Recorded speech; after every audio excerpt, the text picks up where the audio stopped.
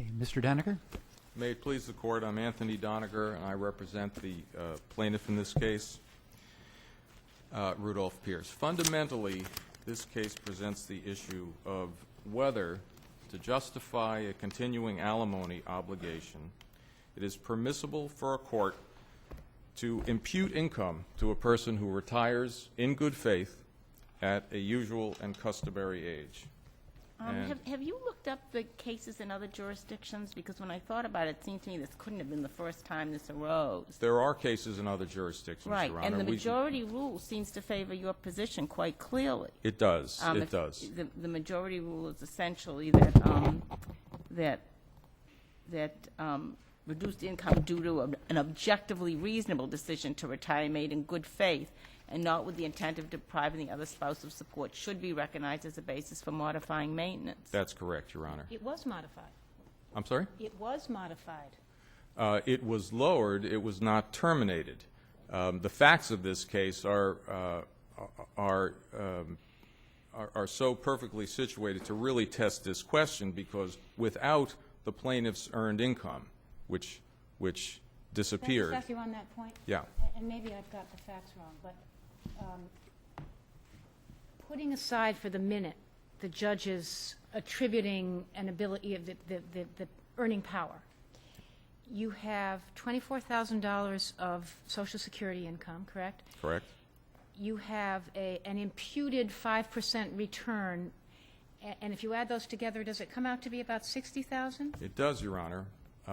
But the defendant in this case is equivalently situated. That is, if you were to presume 5% return, I mean, I wish we all got 5% return. All right, but if you did presume that, she had slightly more liquid assets than did the plaintiff. So she would have the same amount of presumed unearned income as did he. She also, being 2 years younger than he was eligible to get Social Security, I think slightly less than he was. Her Social Security would have been $21,000 if she waited 2 more years, which is what she intended to do, and retire at the same age that the plaintiff retired. She would get full Social Security benefits at that point. So they were equally situated. That is, he had the same amount of money to pay for his expenses. She had the same amount of money to pay for her expenses. Putting aside the question of her abrupt resignation from her employment. Well, the judge certainly didn't find it was an unjustified, as you suggest, inexplicable is your word, resignation from her job. The judge found that there were, at least I took it to be implicitly, there were sufficient reasons for her not to take on the additional responsibility, the larger territory, all for the same amount of money. But what the judge didn't do was impute any income to her. And the cases are quite clear that when one retires or resigns or quits a job too soon, taking early retirement, for example, then it is appropriate to impute income to such a worker. That is something that didn't happen here. I think what the judge said was, even if she was earning money, she still wouldn't have been able to meet her needs, without being specific, without doing any calculations. My point simply is, taking out the earned income that the plaintiff had given up by his bona fide retirement, these two individuals were similarly situated, virtually equivalently situated. Does it not matter at all that Mr. Pierce remained of counsel and was still getting, for example, I take it as a result of that, getting health insurance benefits? That he was, we say it does not matter, Your Honor. He was paying for, the evidence was unambiguous on that. He was paying for his health insurance. The evidence of his remaining of counsel was to make that possible. The only evidence that there was that he earned anything was the few hours he worked closing out, finishing the cases, the 4 cases that he still had. And I think everybody acknowledged that that was going to end. That is not what the court based its finding on. When the letter was sent in 2005 suggesting that when he became of counsel, he would earn, I think it was 125 to 150,000? That's What right. was that based on? That was based on the expectation at the time. As it turned out, that's not what happened. And he steadfastly made his alimony payments. Nothing was reduced. And it wasn't until 2006 that the arrangement with the firm was finalized and reached. So the judge did not base her finding of imputed income on that letter or the suggestion that somebody was pulling a fast one here. Not at all. She simply said, this is a man who can keep working. She said he can work as a law professor. He can do other things. There was no evidence at all in the record that he could do that. But fundamentally, we say that is the wrong inquiry to make at all if somebody retires in good faith. I'm having a little trouble with the idea that if somebody retires in good faith and who has entered into a separation agreement that provides that alimony will continue until death or the wife remarries, is entitled as a matter of law to pay no alimony. Okay. It seems to me that where there is an agreement that alimony will continue until death or the remarriage of the wife, it at least is subject to a modification to a lower number. Well, Your Honor, that's a key point. The separation agreement in this case provided with respect to support that the judgment would be merged into the judgment of divorce and that the contract would have no independent legal significance at all. And that's standard because nobody can predict in the future what the respective situations of the parties will be. But he could have negotiated in 1999, since he was 57 at the time. I mean, are we just to ignore the fact that there was an agreement in 1999? Your Honor, what they negotiated was an agreement to make the support provision modifiable upon a showing of material. Terms on which they agreed that alimony would stop, we just ignore that? Those terms are objectively automatic termination. Nobody can argue that somebody has died, and nobody can argue that somebody has remarried. And that's standard in all separation agreements. I mean, I take it you could argue, but I mean, you could have negotiated, and when I retire.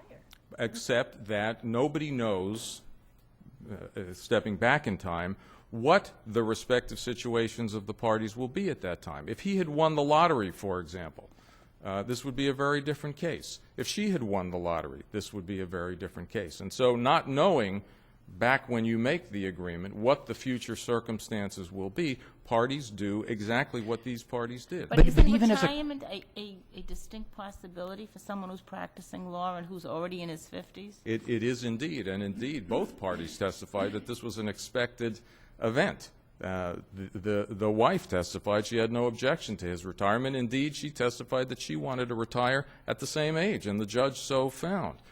My point is that in incorporating and merging the alimony provision in the judgment of divorce, the parties expressed a clear intent that it would remain modifiable upon a showing of a material change in circumstances. In Huddleston, I'm sorry to interrupt you. They did not know what those material changes in circumstances would be.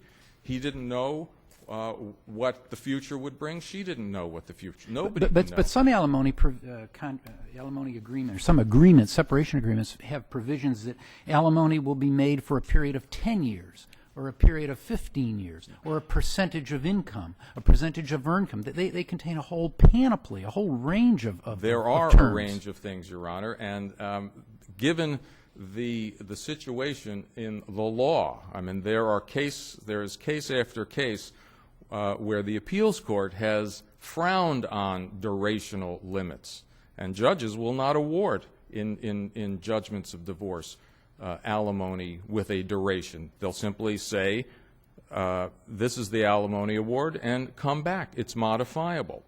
Had these parties agreed that this provision regarding support was not merged in the judgment, but rather survived as a separate and independent contract, then I would agree with you. Then I would agree that the parties had negotiated that retirement was not a circumstance. But it still seems to me that you haven't answered the question that, yes, okay, it is modifiable, but it is not modifiable absolutely to the point of termination of benefits simply because of retirement. Is that it's still within a judge's discretion to continue to order alimony payments, even after a reasonable retirement. Provided he has the ability to pay. And traditionally, that standard is a function of income. The assets in this case had been divided equally. The provision regarding the division of assets survived separately. That was non-modifiable. So they each got what they got, and that's what they were supposed to have. And the notion that if you take his income completely away, he's now got to give some of those assets back, some portion of those assets, that's not what the agreement provided, and that's not what the parties intended. So I think your use of the word presumption maybe is what caused me to go off a little bit. I mean, I take it what you're suggesting simply is that if there is to be a presumption, it's that if one has retired in the ordinary course, there should be it should be presumed, essentially, that no earned income will be imputed to him or her. we are saying that, and we're also saying something in addition, Your Honor, and that is that where there is no earned income, and therefore if the retirement is in good faith and at a customary age, no income will be imputed. If the parties are equally situated, that is, if the parties have the same amount of liquid assets as they did in this case. Indeed, the defendant was better situated because her liquid assets were predominantly in non-taxable form. And if the division of assets was equal, so in other words, they're equally situated, then there should be a presumption that alimony terminate absent some extraordinary circumstance. But what, is this an... Irrelevant, I'm sorry. Is it irrelevant that between 1999 and 2006 or 2007, Mr. Pierce's income was substantially higher than Mrs. Carnice Pierce? It is, Your Honor. I think the court has to look at the parties as they appear. Mrs. Pierce dissipated assets, and that was talking about income. He was earning a whole lot more than she was all those years in between. That's correct. He was paying her a substantial portion. Even with that, he was earning a lot more. That's correct. But what you look at, Your Honor, is the presumption would be that he should have saved some of that, and therefore his assets would have been larger than hers at the time. Well, that presents the Greenberg case, the situation in Greenberg, in which there was an unequally situated situation. The parties were different. The alimony obligor had accumulated $3 million in assets. And in that case, which we don't disagree with, the court said on that $3 million in assets, far in excess of what the former wife had in Greenberg, he could produce income, use the income from those assets to pay his alimony obligation. That's a different thing. The notion that Mr. Pierce here earned a lot of money, implicit in that is that he saved and accumulated assets. Well, they both did what they did, and they come to the court with a picture. He's not being punished for overspending, if that's the implication, nor is she being punished for overspending and losing half of her retirement assets in a bad investment and increasing her expenses from the time of the divorce by some 60%, because that was another issue with respect. So, Justice Cordy, a long-winded answer to your question, we do say there should be a presumption in the case where the parties are equally situated. So is that a new principle of law you are asking us to adopt as opposed to what a judge would ordinarily do in those circumstances? It is a new principle of law in the sense that it will clarify for the lower courts what should happen in this situation. I think it's fair to say that the state of alimony jurisprudence in the Commonwealth is in disarray. There are competing cases, competing messages, cases from the appeals court that say it's okay to limit alimony durationally. There are other cases that say a judge should never do that. So, I so. take it you disagree with the Huddleston case. I disagree with the Huddleston case, both with respect to Huddleston's acknowledgement that because retirement was not mentioned in the agreement, that's noteworthy, and that expresses the intent of the party. I completely disagree with that. And I disagree with the Huddleston notion. Well, I don't disagree with Huddleston was a case in which there was premature retirement, if I remember it correctly, But or it was rather a- prospective. It was a merged case. I- Agreement merged into judgment, and the court spent a lot of time talking about the agreement. Absolutely, and I do disagree. I think Huddleston was absolutely wrong to the extent it stands for the proposition that because retirement was not mentioned, then retirement is not an event that can trigger.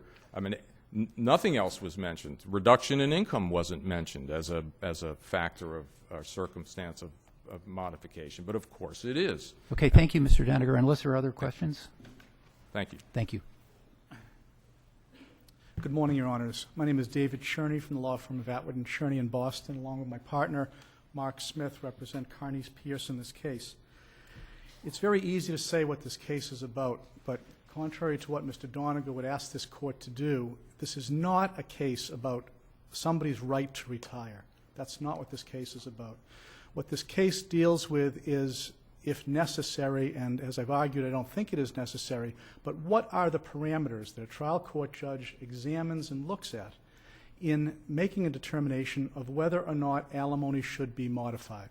But I mean, I understand what you're saying, and I agree that it's not directly about whether someone can retire or not, but imputing income to someone who's retired in the ordinary course really says you're not retired. You're not retired. Sorry. You either go back to work or you're going to have to use some of your accumulated assets to pay the bill here. I think that does happen sometimes, not just in the case, Your Honor, of retirement, but in the case of other circumstances. Somebody who comes to court and says, I'm unemployed, or I'm underemployed, or I'm not earning what I used to earn. The point is, financial circumstances having changed, a substantial and material change in circumstances, from the date of the divorce judgment to the date of the modification, and that's the key. In this particular case, I think there really is a question about retirement at age 65. Well, are or you 66.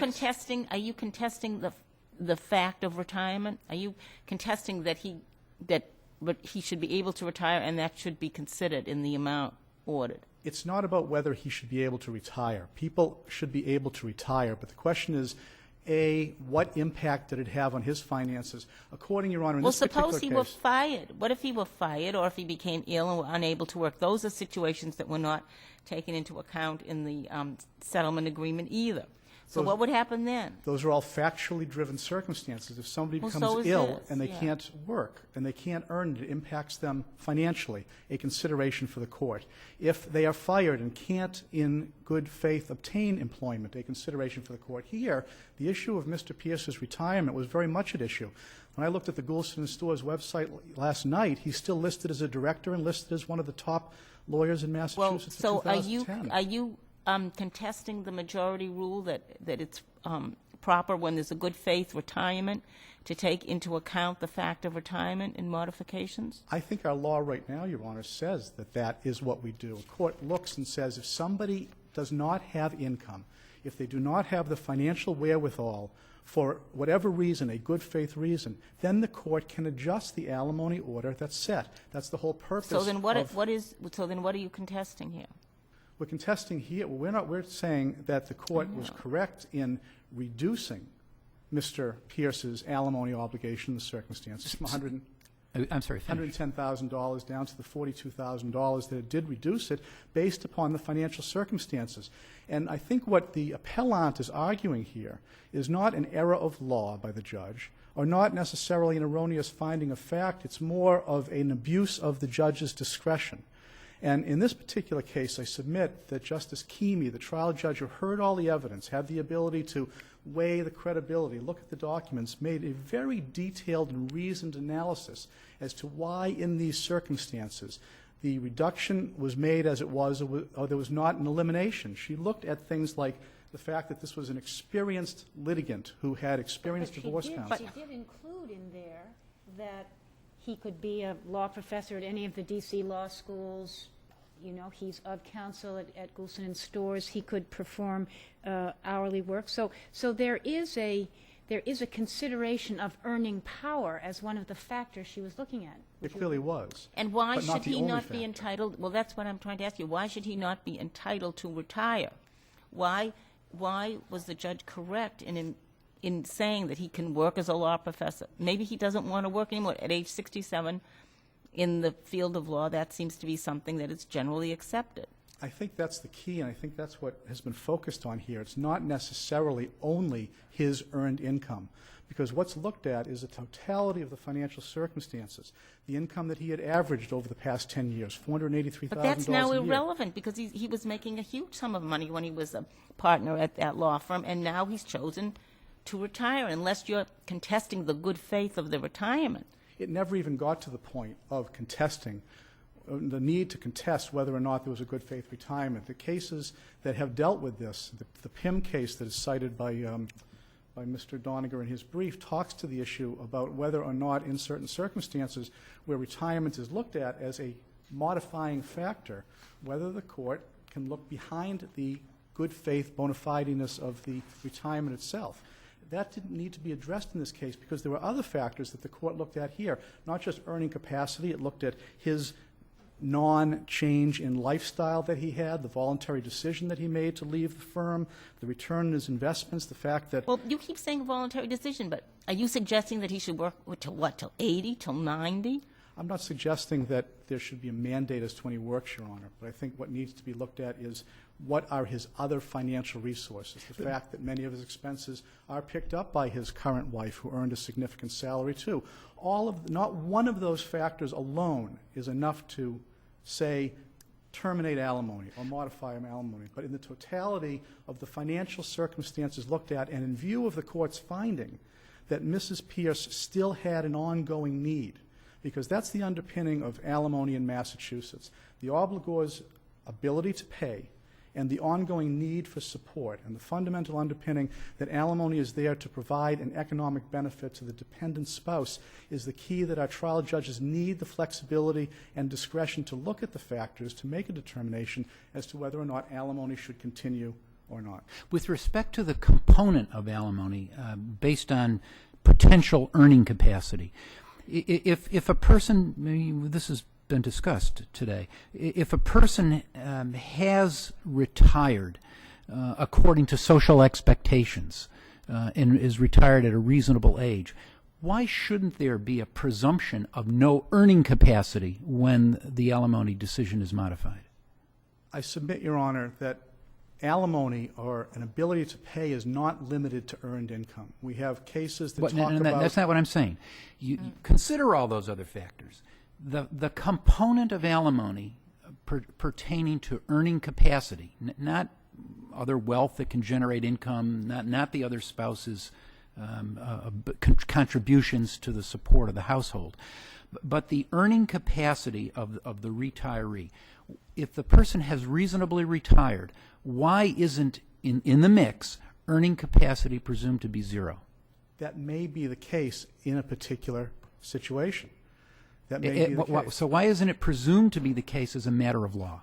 I think for the court to establish that type of a rebuttable presumption, which is what Mr. Doniger is asking this court to do, is a very, very slippery slope, because we have a presumption that alimony terminates upon death. We have a presumption that alimony terminates upon the remarriage of the recipient. You can't be a little bit dead. You can't be a little bit remarried.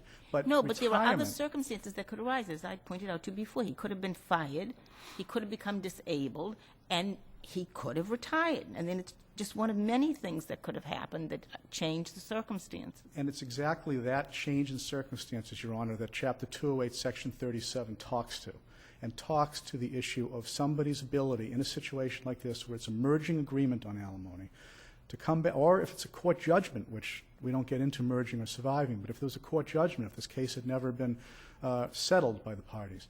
But the case was settled in this circumstance, and it's that type of a change in circumstances that allows somebody to come back, be it retirement, be it illness, be it remarriage, be it any economic circumstance, to ask the court to review all of the circumstances and assess whether alimony should remain. But I think all Justice Finn is saying is leave that in place, but just one of the factors that if the spouse has reasonably retired at a reasonable age, one of the factors that you would not add into the mix is earning power. I think that that's what Greenberg talked about, and it talked about the fact that a retirement is a consideration.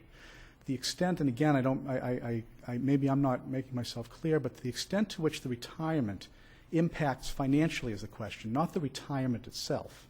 And in certain circumstances, if you have somebody who retired who clearly can demonstrate that they don't have an ability, nor should they have a reason to continue to work, that's a different situation. That's the point, I think, of these cases at the trial level. But why is that different than here? Sure, she has a theoretical ability, but he's saying, I don't want to, and I shouldn't have to. I think that's the want and having to is the differentiation that I'm seeing, Your Honor, and that's simply that the court... But if he in fact goes back to work, can't she come back and seek modification again? She could, just as when she goes back, he could seek modification, although in these circumstances the judge found that even at her highest earning capacity, even if she still was working for the job that she had left, the National Historic Trust, that even at that level she would still be in need of alimony, albeit at a 62% reduced level from what it had been. And I think those are the circumstances. To adopt a presumption, whether it's presumption or rebuttable, that the act of retirement, which may in and of itself be an issue for the court to determine whether there is a retirement, that establishes a rebuttable presumption to terminate or eliminate alimony is, I think, the type of hand-tying to the probate and family court, the trial court justices. Why does it have to terminate or eliminate? Why can't it just be, as Justice Spina suggested, a factor that should be considered, and that's that earned income is now reduced to zero? I think it already is a factor, and that's the point. I don't see this as Mr. Doniger does. But it wasn't. It was. I thought that the judge inferred that he had an earning capacity of $150,000 a year. Well, there was no specific finding that he had a specific earning capacity. In this case, there was trial exhibit number 21 that was by his own admission through Mr. Doniger's letter that he had the earning capacity in his of counsel position of between $125,000 and $150,000. There was an indication in the record that while he may not have chosen to, he could have done other things. And the court wasn't required to formulate a judgment, I think, within mathematical certainty. They found that in all of the totality of the circumstances, he's still working for Goulston Stores. The work that he was doing, other things that he had done, his historic earning and work. I thought he wasn't working for Goulston Stores. He was still of counsel at the time this case was tried. And that brought with apparently it. the evidence was that he didn't have any more active cases. Well, the evidence was that during the period from March of 2008 up until the time of trial of 2008, he had worked in a limited capacity at the rate of $250 per hour for those specific cases. But the evidence was that he still was with Goulston Stores, that he was having financial and economic benefits as a result of that of counsel position, whatever it was or whatever it may still be today. And how long do you maintain that a judge should be able to continue to take into account earning capacity? Until what age? That's a fair question. I think that's the problem I'm having, Your Honor. By setting a definitive age, I think, is where we get into trouble. I think what a court has to look at, because there are people that can work into their 90s, and there are people that need to work into their 50s or 60s. It's very fact-driven on the facts of a case, and that's what the courts have the ability to review now. Are you saying can work? I mean, what if you don't want to work? Well, there's can, there's not wanting to, there's a choice not to, there's abilities not to in certain circumstances. But if somebody retires knowing that they have a financial obligation, as the court pointed out, this was a settled agreement. There were specific provisions relating to retirement, to termination of alimony in this case, that I disagree with Mr. Doniger, we bargain for all the time in terms of alimony could have ended upon retirement or could have been reviewed upon retirement. And as this court said in Bercume back in 1999, when coming at these cases on modifications, the court doesn't operate from a tabula rasa. And you have to look at what the parties agreed to and look at what the intent of the parties was. It's not a fresh look on a modification. And the trial judge in this particular case did that and issued extensive findings and rationale as to what and why she chose to change alimony the way she did. I'm sorry. Go ahead. Isn't the essence of what you're saying is that it's appropriate for a judge, and certainly not an abuse of the court's discretion, to say this is a really bad time, that a person in pondering retirement must consider not only his resources but also her resources, and that just as you may say, I can't afford myself to retire, that the court can say to the husband, you can't afford now to retire because the spouse also has needs which require you to work a little bit longer. Isn't that essentially what you're saying is appropriate for a court to do? I think in many circumstances, yes, it is, Your Honor, but I don't think a hard and fast rule to that needs to be set by this court. Okay, so you're saying essentially the statute provides for age and employability and the opportunity for future income to be factors, and the court can do a multi-factor analysis and decide that the person should be required effectively to work a little bit more, or to at least do part-time work a little bit more for a certain period of time. I do, and I think that's what the trial judge in this case did. She did not abuse her discretion in those findings. Okay, thank you, Thank Mr. you, Your Czerny. Honor.